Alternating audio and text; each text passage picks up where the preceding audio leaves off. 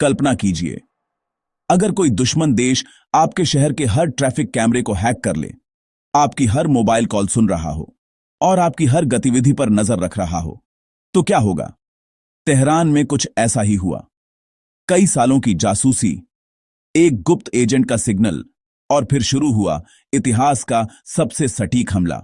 और उसी हमले में मारा गया ईरान का सबसे ताकतवर व्यक्ति आयतुल्ला अली खमेनी। सवाल यह है, क्या यह सिर्फ एक हमला था या कई सालों से रची जा रही एक खुफिया साजिश का अंजाम?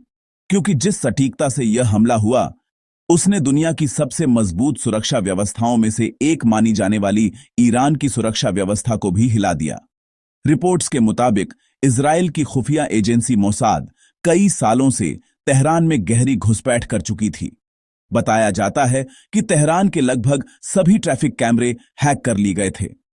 इन कैमरों से आने वाली फुटेज को एन्क्रिप्ट करके सीधे टेल अवीव और दक्षिणी इजराइल के सर्वरों पर भेजा जाता था।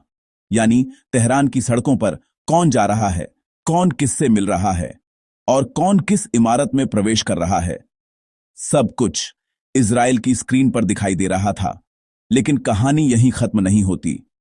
मोबाइल फोन नेटवर्क तक में सेंध लगा दी गई थी। हर कॉल, हर सिग्नल, हर लोकेशन ट्रैक की जा रही थी। खामेनेई की सुरक्षा टीम के बारे में जानकारी जुटाने के लिए जटिल एल्गोरिदम और एडवांस डेटा एनालिसिस का इस्तेमाल किया गया। सुरक्षा कर्मियों के घर कहां हैं, वे ड्यूटी पर कब आते हैं, किस रास्ते से आते हैं, यहां तक कि कौन सा कमांडो किस अधिकारी की सुरक्षा में तैनात है, हर जानकारी इकट्ठा कर ली गई थी। फिर आया वह दिन जब जानकारी मिली कि खामेनेई एक गुप्त मीटिंग में कई टॉप सैन्य अधिकारियों के साथ मौजूद हैं। उसी समय तेहरान के उस इलाके के पास करीब 1 दर्जन मोबाइल टावरों को निष्क्रिय कर दिया गया। फोन कॉल करने पर सिर्फ बिजी का सिग्नल मिल रहा था, यानी किसी को चेतावनी देने का मौका ही नहीं मिला। और फिर आसमान से आया घातक ड्रोन हमला। कुछ ही सेकंड में पूरा परिसर धुएं और आग के गुब्बार में बदल गया। लंदन के अखबार फाइनेंशियल टाइम्स की रिपोर्ट के अनुसार यह ऑपरेशन कई सालों की जासूसी का नतीजा था। इस ऑपरेशन में इजराइल की सिग्नल इंटेलिजेंस यूनिट AD200 ने भी अहम भूमिका निभाई।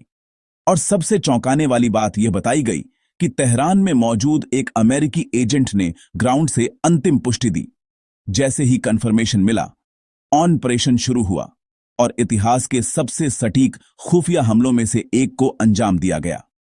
अब सबसे बड़ा सवाल यह है, क्या यह सिर्फ एक सैन्य ऑपरेशन था या फिर मिडिल ईस्ट की सत्ता की लड़ाई में एक नए और खतरनाक दौर की शुरुआत?